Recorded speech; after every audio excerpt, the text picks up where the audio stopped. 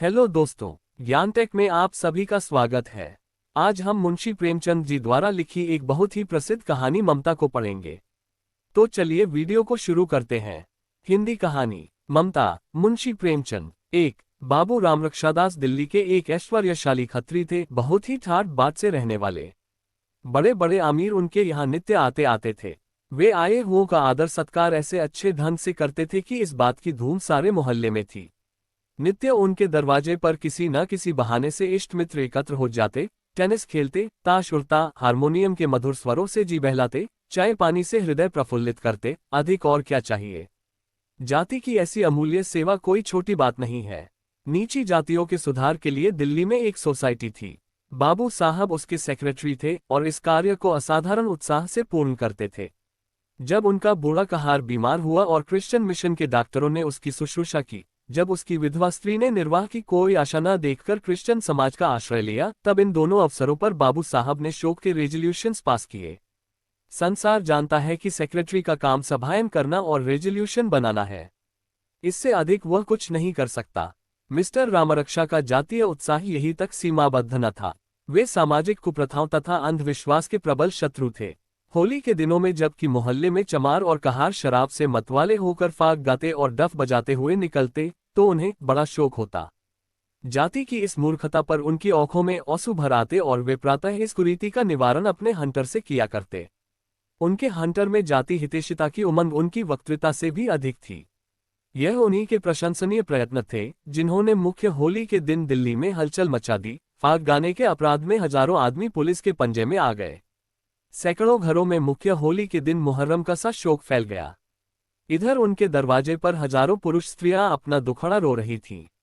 उधर बाबू साहब के हितैषी मित्रगण अपने उदारशील मित्र के सद्व्यवहार की प्रशंसा करते। बाबू साहब दिन भर में इतने रंग बदलते थे कि उस पर पेरिस की परियों को भी ईर्ष्या हो सकती थी। कई बैंकों में उनके हिस्से थे, कई दुकानें थीं, किंतु बाबू साहब को इतना अवकाश न था कि उनकी कुछ देखभाल करते। अतिथि सत्कार एक पवित्र धर्म है। ये सच्ची देशहितैषिता की उमंग से कहा करते थे। अतिथि सत्कार आदिकाल से भारतवर्ष के निवासियों का एक प्रधान और सराहनीय गुण है। अभ्यागतों का आदर सम्मान करने में हम अद्वितीय हैं। हम इससे संसार में मनुष्य कहलाने योग्य हैं। हम सब कुछ खो बैठे हैं, किंतु जिस दिन हम में ये गुण शेष न रहेगा, वह दिन हिंदू जाति के लिए लज्जा, अपमान और मृत्यु का दिन होगा। मिस्टर रामरक्षा जातीय आवश्यकताओं से भी बेपरवाह न थे। वे सामाजिक और राजनीतिक कार्यों में पूर्ण रूपेण योग देते थे। यहाँ तक कि प्रतिवर्ष 2 बल्कि कभी कभी 3 वक्तृताएं अवश्य तैयार कर लेते। भाषणों की भाषा अत्यंत उपयुक्त, ओजस्वी और सर्वांग सुंदर होती थी। उपस्थित जन और इष्टमित्र उनके एक एक शब्द पर प्रशंसा सूचक शब्दों की ध्वनि प्रकट करते, तालियां बजाते, यहाँ तक कि बाबू साहब को व्याख्यान का क्रम स्थिर रखना कठिन हो जाता। व्याख्यान समाप्त होने पर उनके मित्र उन्हें गोद में उठा लेते और आश्चर्यचकित होकर कहते, तेरी भाषा में जादू है। सारांश ये कि बाबू साहब के ये जातीय प्रेम और उद्योग केवल बनावटी, सहायता शून्य तथा फैशनेबल था। यदि उन्होंने किसी सदुद्योग में भाग लिया था, तो वह सम्मिलित कुटुंब का विरोध था। अपने पिता के पश्चात वे अपनी विधवा मां से अलग हो गए थे। इस जातीय सेवा में उनकी स्त्री विशेष सहायक थी। विधवा मां अपने बेटे और बहू के साथ नहीं रह सकती थी। इससे बहू की स्वाधीनता में विघ्न पड़ने से मन दुर्बल और मस्तिष्क शक्तिहीन हो जाता है। बहू को जलाना और कुढ़ाना सास की आदत है। इसलिए बाबू रामरक्षा अपनी मां से अलग हो गए थे। इसमें संदेह नहीं कि उन्होंने मातृ ऋण का विचार करके 10,000 रुपये अपनी मां के नाम जमा कर दिए थे कि उसके ब्याज से उनका निर्वाह होता रहे, किंतु बेटे के इस उत्तम आचरण पर मां का दिल ऐसा टूटा कि वह दिल्ली छोड़कर अयोध्या जा रही। तब से वहीं रहती हैं। बाबू साहब कभी कभी मिसेज रामरक्षा से छिपकर उससे मिलने अयोध्या जाया करते थे, किंतु वह दिल्ली आने का कभी नाम न लेती। हाँ, यदि कुशल क्षेम की चिट्ठी पहुंचने में कुछ देर हो जाती तो विवश होकर समाचार पूछ देती थी। 2 उसी मोहल्ले में एक सेठ गिरधारी लाल रहते थे। उनका लाखों का लेन देन था। वे हीरे और रत्नों का व्यापार करते थे। बाबू रामरक्षा के दूर के नाते में साधु होते थे। पुराने धन के आदमी थे। प्रातःकाल यमुना स्नान करने वाले तथा गाय को अपने हाथों से झाड़ने पहुंचने वाले। उनसे मिस्टर रामरक्षा का स्वभाव न मिलता था, परंतु जब कभी रुपयों की आवश्यकता होती तो वे सेठ गिरधारी लाल के यहाँ से बेखटके मंगा लिया करते थे। आपस का मामला था, केवल 4 अंगुल के पत्र पर रुपया मिल जाता था। न कोई दस्तावेज, न स्टाम्प, न साक्षियों की आवश्यकता। मोटर कार के लिए 10,000 की आवश्यकता हुई, वो वहां से आया। घुड़दौड़ के लिए एक ऑस्ट्रेलियन घोड़ा 1,500 में लिया गया, उसके लिए भी रुपया सेठ जी के यहां से आया। धीरे धीरे कोई 20,000 का मामला हो गया। सेठ जी सरल हृदय के आदमी थे, समझते थे कि उसके पास दुकानें हैं, बैंकों में रुपया है, जब जी चाहेगा रुपया वसूल कर लेंगे। किंतु जब 2-3 वर्ष व्यतीत हो गए और सेठ जी तकाजों की अपेक्षा मिस्टर रामरक्षा की मांग ही का अधिक्य रहा तो गिरधारी लाल को संदेह हुआ। वो एक दिन रामरक्षा के मकान पर आए और सभ्य भाव से बोले, भाई साहब, मुझे 1 हुंडी का रुपया देना है, यदि आप मेरा हिसाब कर दे तो बहुत अच्छा हो। ये कहकर हिसाब के कागजात और उनके पत्र दिखलाए। मिस्टर रामरक्षा किसी गार्डन पार्टी में सम्मिलित होने के लिए तैयार थे। बोले, इस समय क्षमा कीजिए, फिर देख लूंगा, जल्दी क्या है। गिरधारी लाल को बाबू साहब की रुखाई पर क्रोध आ गया। वे रुष्ट होकर बोले, आपको जल्दी नहीं है, मुझे तो है। 200 रुपये मासिक की मेरी हानि हो रही है। मिस्टर के असंतोष प्रकट करते हुए घड़ी देखी। पार्टी का समय बहुत करीब था। वे बहुत विनीत भाव से बोले, भाई साहब, मैं बड़ी जल्दी में हूं, इस समय मेरे ऊपर कृपा कीजिए, मैं कल स्वयं उपस्थित हूंगा। सेठ जी एक माननीय और धन संपन्न आदमी थे। वे रामरक्षा के कुरुचिपूर्ण व्यवहार पर जल गए। मैं इनका महाजन हूँ, इनसे धन में, मान में, ऐश्वर्य में बड़ा हुआ, चाहूं तो ऐसों को नौकर रख लूं, इनके दरवाजे पर आऊं और आदर सत्कार की जगह उल्टे ऐसा रुखा बर्ताव। वह हाथ बांधे मेरे सामने न खड़ा रहे, किंतु क्या मैं पान, इलायची, इत्र आदि से भी सम्मान करने के योग्य नहीं। वे तिनक कर बोले, अच्छा तो कल हिसाब साफ हो जाए। रामरक्षा ने अकड़ कर उत्तर दिया, हो जाएगा। रामरक्षा के गौरवशाल हृदय पर सेठ जी के इस बर्ताव के प्रभाव का कुछ खेदजनक असर न हुआ। इस काठ के कुंदे ने आज मेरी प्रतिष्ठा धूल में मिला दी। वह मेरा अपमान कर गया। अच्छा, तुम भी इसी दिल्ली में रहते हो और हम भी यही हैं। निदान दोनों में गौठ पड़ गई। बाबू साहब की तबीयत ऐसी गिरी और हृदय में ऐसी चिंता उत्पन्न हुई कि पार्टी में आने का ध्यान जाता रहा। वे देर तक इसी उलझन में पड़े रहे। फिर सूट उतार दिया और सेवक से बोले, जा मुनीम जी को बुला ला। मुनीम जी आए, उनका हिसाब देखा गया, फिर बैंकों का अकाउंट देखा, किंतु ज्यों ज्यों इस घाटी में उतरते गए त्यों त्यों अंधेरा बढ़ता गया। बहुत कुछ टटोला, कुछ हाथ न आया। अंत में निराश होकर वे आराम कुर्सी पर पड़ गए और उन्होंने एक ठंडी सॉस ले ली। दुकानों का माल बिका, किंतु रुपया बकाया में पड़ा हुआ था।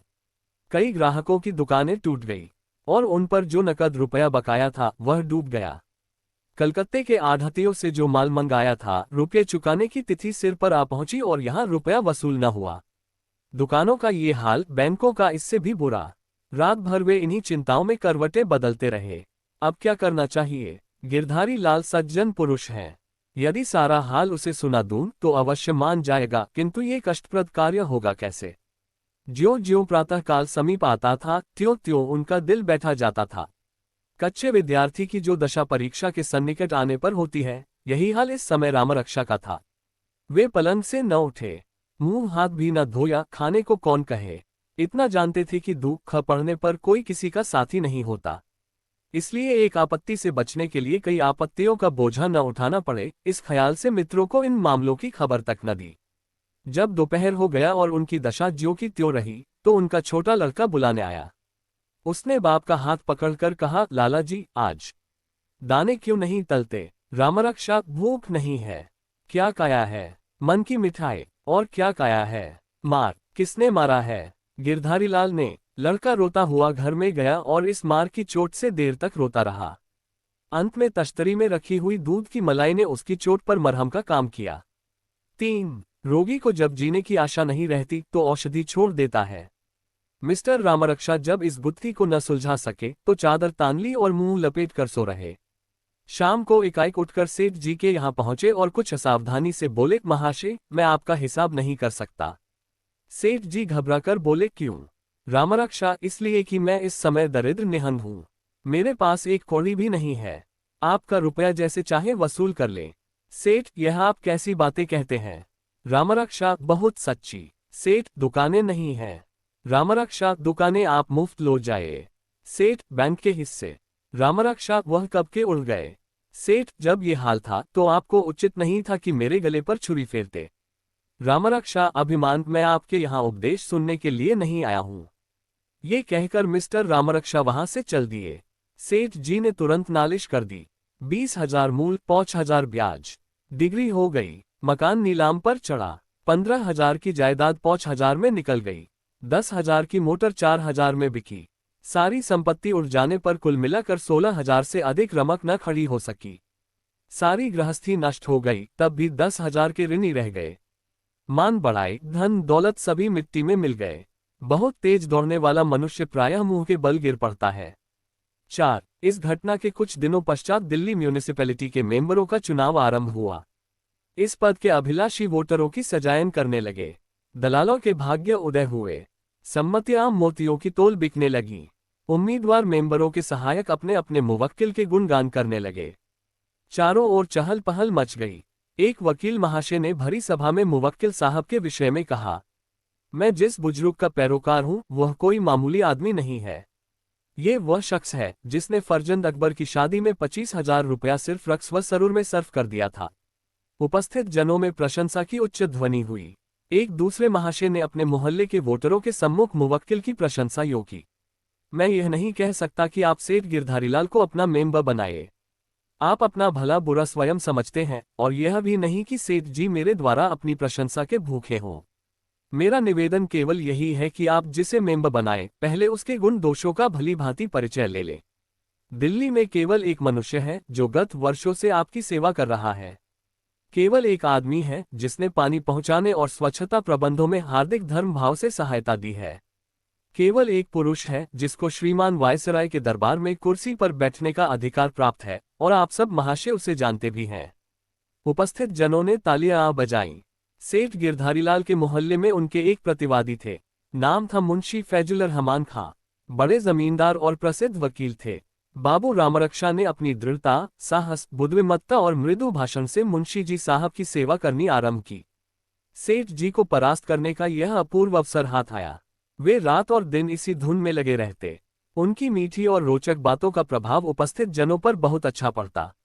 एक बार आपने असाधारण श्रद्धा उमंग में आकर कहा, मैं डंके की चोट पर कहता हूं कि मुंशी फैजुल रहमान से अधिक योग्य आदमी आपको दिल्ली में न मिल सकेगा। ये वह आदमी है जिसकी गजलों पर कविजनों में वाह वाह मच जाती है। ऐसे श्रेष्ठ आदमी की सहायता करना मैं अपना जातीय और सामाजिक धर्म समझता हूं। अत्यंत शोक का विषय है कि बहुत से लोग इस जातीय और पवित्र काम को व्यक्तिगत लाभ का साधन बनाते हैं। धन और वस्तु है श्रीमान वायसराय के दरबार में प्रतिष्ठित होना और वस्तु, किंतु सामाजिक सेवा तथा जातीय चाकरी और ही चीज है।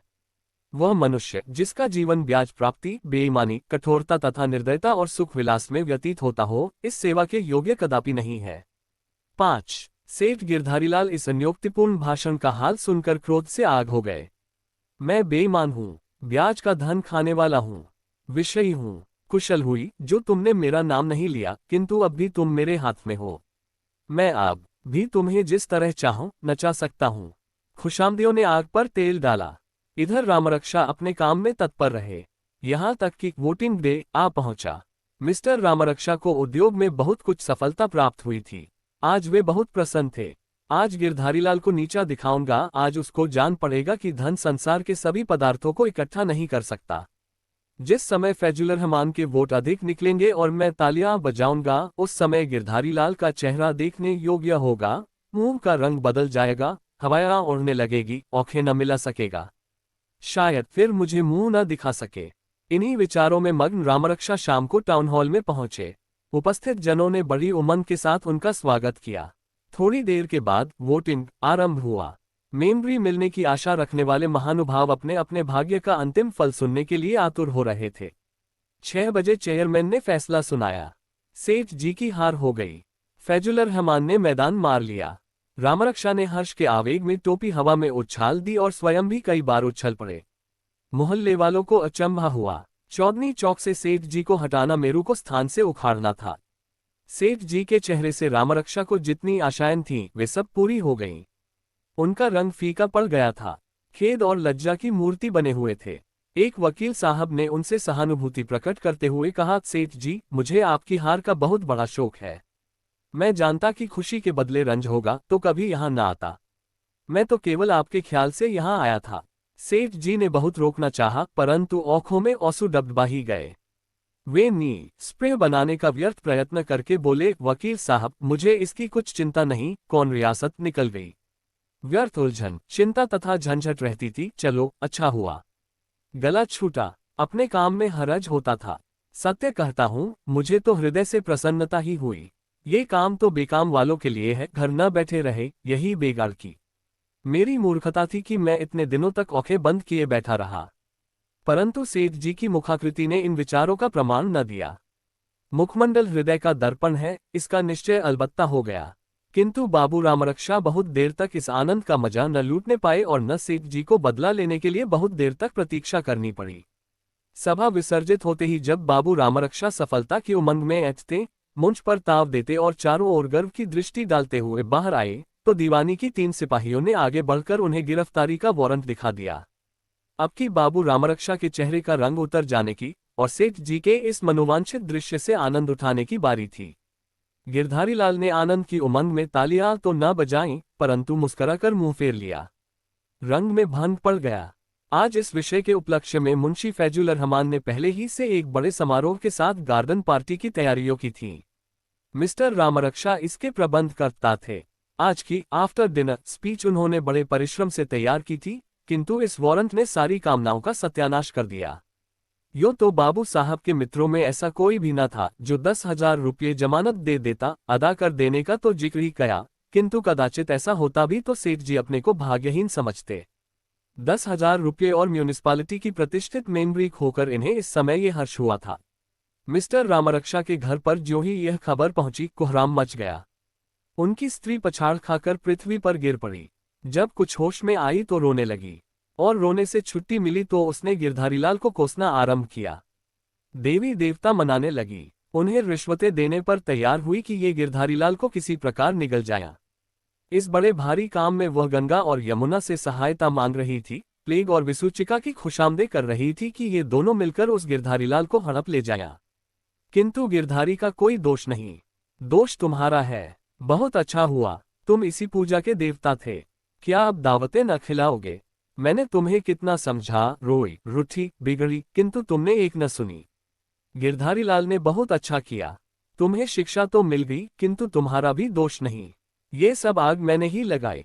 मखमली स्लीपरों के बिना मेरे पाँव ही नहीं उठते थे। बिना जड़ाव कड़ों के मुझे नींद न आती थी। सेजगढ़ी मेरे ही लिए मंगवाई थी। अंग्रेजी पढ़ने के लिए मेम साहब को मैंने ही रखा। ये सब कोटे मैंने ही बोए हैं। मिसेज रामरक्षा बहुत देर तक इन्हीं विचारों में डूबी रही। जब रात भर करवटें बदलने के बाद वह सवेरे उठी तो उसके विचार चारों ओर से ठोकर खाकर केवल एक केंद्र पर जम गए। गिरधारीलाल बड़ा बदमाश और घमंडी है। मेरा सब कुछ लेकर भी उसे संतोष नहीं हुआ। इतना भी इस निर्दयी कसाई से न देखा गया। भिन्न भिन्न प्रकार के विचारों ने मिलकर एक रूप धारण किया और क्रोधाग्नि को दहलाकर प्रबल कर दिया। ज्वालामुखी शीशे में जब सूर्य की किरणें एक होती हैं, तब अग्नि प्रकट हो जाती है। स्त्री के हृदय में रह रहकर क्रोध की एक असाधारण लहर उत्पन्न होती थी। बच्चे ने मिठाई के लिए हठ किया, उस पर बरस पड़ी। महरी ने चौका बर्तन करके चूल्हे में आग जला दी, उसके पीछे पड़ गई। मैं तो अपने दुखों को रो रही हूँ, इस चुड़ैल को रोटियों की धुन सवार है। निदान 9 बजे उससे न रहा गया। उसने ये पत्र लिखकर अपने हृदय की ज्वाला ठंडी की। सेठ जी, तुम्हें अब अपने धन के घमंड ने अंधा कर दिया है, किंतु किसी का घमंड इसी तरह सदा नहीं रह सकता। कभी न कभी सिर अवश्य नीचा होता है। अफसोस कि कल शाम को जब तुमने मेरे प्यारे पति को पकड़वाया है, मैं वहां मौजूद न थी, नहीं तो अपना और तुम्हारा रक्त एक कर देती। तुम धन के मद में भूले हुए हो, मैं उसी दम तुम्हारा नशा उतार देती। एक स्त्री के हाथों अपमानित होकर तुम फिर किसी को मुंह दिखाने लायक न रहते। अच्छा, इसका बदला तुम्हें किसी न किसी तरह जरूर मिल जाएगा। मेरा कलेजा उस दिन ठंडा होगा जब तुम निर्वंश हो जाओगे और तुम्हारे कुल का नाम मिट जाएगा। सेठ जी पर यह फटकार पड़ी तो वे क्रोध से आग हो गए। यद्यपि क्षुद्र हृदय मनुष्य न थे, परंतु क्रोध के आवेग में सौजन्य का चिन्ह भी शेष नहीं रहता। यह ध्यान न रहा कि यह एक दुखिनी की क्रंदन ध्वनि है, एक सताई हुई स्त्री की मानसिक दुर्बलता का विचार है। उसकी धनहीनता और विवशता पर उन्हें तनिक भी दया न आई। मरे हुए को मारने का उपाय सोचने लगे। 6 इसके तीसरे दिन सेठ गिरधारीलाल पूजा के आसन पर बैठे हुए थे। महाराज ने आकर कहा, सरकार, कोई स्त्री आपसे मिलने आई है। सेठ जी ने पूछा, कौन स्त्री है? महाराज ने कहा, सरकार, मुझे क्या मालूम, लेकिन है कोई भले मानुस। रेशमी साड़ी पहने हुए, हाथ में सोने के कड़े हैं, पैरों में टाट के स्लीपर हैं। बड़े घर की स्त्री जान पड़ती है। यो साधारणत सेठ जी पूजा के समय किसी से नहीं मिलते थे। चाहे कैसा ही आवश्यक काम क्यों न हो, ईश्वरोपासना में सामाजिक बाधाओं को घुसने नहीं देते थे। किंतु ऐसी दशा में जबकि किसी बड़े घर की स्त्री मिलने के लिए आए तो थोड़ी देर के लिए पूजा में विलंब करना निंदनीय नहीं कहा जा सकता। ऐसा विचार करके वे नौकर से बोले, उन्हें बुला लाओ। जब वह स्त्री आई तो सेठ जी स्वागत के लिए उठकर खड़े हो गए। तत्पश्चात अत्यंत कोमल वचनों के कारुणिक शब्दों से बोले, माता कहाँ से आना हुआ? और जब यह उत्तर मिला कि वह अयोध्या से आई है तो आपने उसे फिर से दंडवत किया और चीनी तथा मिश्री से भी अधिक मधुर और नवनीत से भी अधिक चिकने शब्दों में कहा, अच्छा आप श्री अयोध्या जी से आ रही हैं। उस नगरी का क्या कहना, देवताओं की पुरी है। बड़े भाग्य थे कि आपके दर्शन हुए। यहाँ आपका आगमन कैसे हुआ? स्त्री ने उत्तर दिया, घर तो मेरा यही है। सेठ जी का मुख पुनः मधुरता का चित्र बना। वे बोले, अच्छा तो मकान आपका इसी शहर में है, तो आपने माया जंजाल को त्याग दिया। ये तो मैं पहले ही समझ गया था। ऐसी पवित्र आत्माएं संसार में बहुत थोड़ी हैं। ऐसी देवियों के दर्शन दुर्लभ होते हैं। आपने मुझे दर्शन दिया, बड़ी कृपा की। मैं इस योग्य नहीं जो आप जैसी विदुषियों की कुछ सेवा कर सकूं, किंतु जो काम मेरे योग्य हो, जो कुछ मेरे किए हो सकता हो, उसे करने के लिए मैं सब भांति से तैयार हूं। यहाँ सेठ साहूकारों ने मुझे बहुत बदनाम कर रखा है। मैं सबकी आंखों में खटकता हूँ। उसका कारण सिवा इसके और कुछ नहीं कि जहां वे लोग लाभ का ध्यान रखते हैं वहां मैं भलाई पर रखता हूं। यदि कोई बड़ी अवस्था का वृद्ध मनुष्य मुझसे कुछ कहने सुनने के लिए आता है तो विश्वास मानो मुझसे उसका वचन टाला नहीं जाता। कुछ बुढ़ापे का विचार, कुछ उसके दिल टूट जाने का डर, कुछ ये ख्याल कि कहीं यह विश्वासघातियों के फंदे में न फंस जाए, मुझे उसकी इच्छाओं की पूर्ति के लिए विवश कर देता है। मेरा ये सिद्धांत है कि अच्छी जायदाद और कम ब्याज, किंतु इस प्रकार बातें आपके सामने करना व्यर्थ है। आपसे तो घर का मामला है। मेरे योग्य जो कुछ काम हो उसके लिए मैं सिर औंखों से तैयार हूं। वृद्ध स्त्री, मेरा काम आप ही से हो सकता है। सेठ जी प्रसन्न होकर, बहुत अच्छा, आज्ञा दो। स्त्री, मैं आपके सामने भिखारिन बनकर आई हूं। आपको छोड़कर कोई मेरा सवाल पूरा नहीं कर सकता। सेठ जी, कहिए कहिए। स्त्री, आप रामरक्षा को छोड़ दीजिए। सेठ जी के मुख का रंग उतर गया। सारे हवाई किले जो अभी अभी तैयार हुए थे गिर पड़े। वे बोले, उसने मेरी बहुत हानि की है।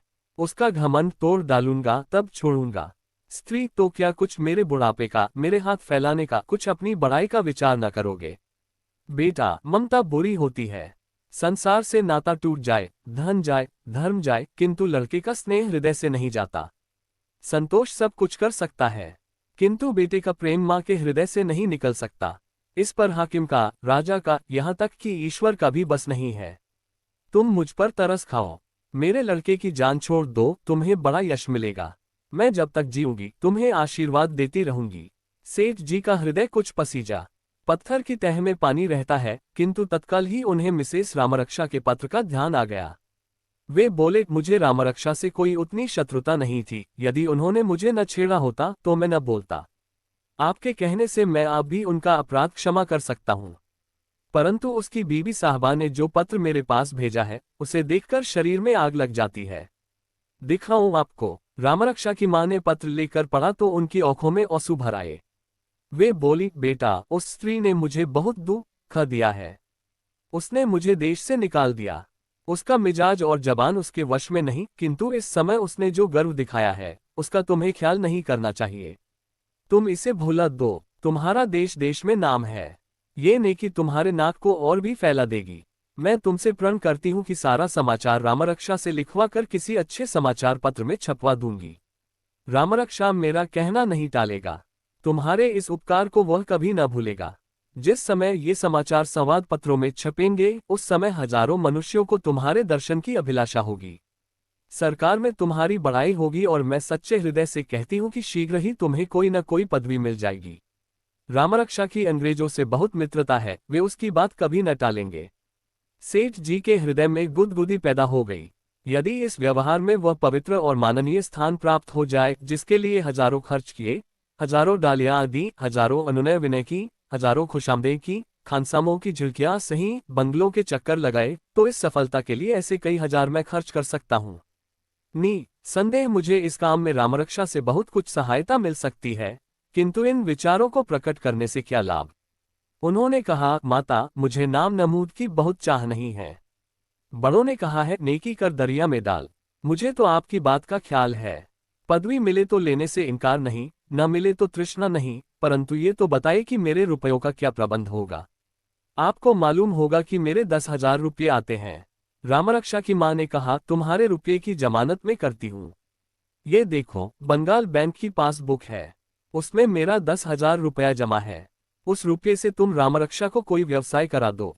तुम उस दुकान के मालिक रहोगे, रामरक्षा को उसका मैनेजर बना देना। जब तक तुम्हारे कहे पर चले निभाना, नहीं तो दुकान तुम्हारी है। मुझे उसमें से कुछ नहीं चाहिए। मेरी खोज खबर लेने वाला ईश्वर है। रामरक्षा अच्छी तरह रहे, इससे अधिक मुझे और न चाहिए। ये कहकर पासबुक सेठ जी को दे दी। मां के इस अथाह प्रेम ने सेठ जी को विह्वल कर दिया। पानी उबल पड़ा और पत्थर के नीचे ढंक गया। ऐसे पवित्र दृश्य देखने के लिए जीवन में कम अवसर मिलते हैं। सेठ जी के हृदय में परोपकार की एक लहर सी उठी, उनकी आंखें डबडबाईं। जिस प्रकार पानी के बहाव से कभी कभी बांध टूट जाता है, उसी प्रकार परोपकार की इस उमंग ने स्वार्थ और माया के बांध को तोड़ दिया। वे पासबुक वृद्ध स्त्री को वापस देकर बोले, माता, यह अपनी किताब लो। मुझे अब अधिक लज्जित न करो। ये देखो, रामरक्षा का नाम बही से उड़ा देता हूँ। मुझे कुछ नहीं चाहिए, मैंने अपना सब कुछ पा लिया। आज तुम्हारा रामरक्षा तुमको मिल जाएगा। इस घटना के 2 वर्ष उपरांत टाउन हॉल में फिर एक बड़ा जलसा हुआ। बैंड बज रहा था, झंडियां और ध्वजाएं वायुमंडल में लहरा रही थीं।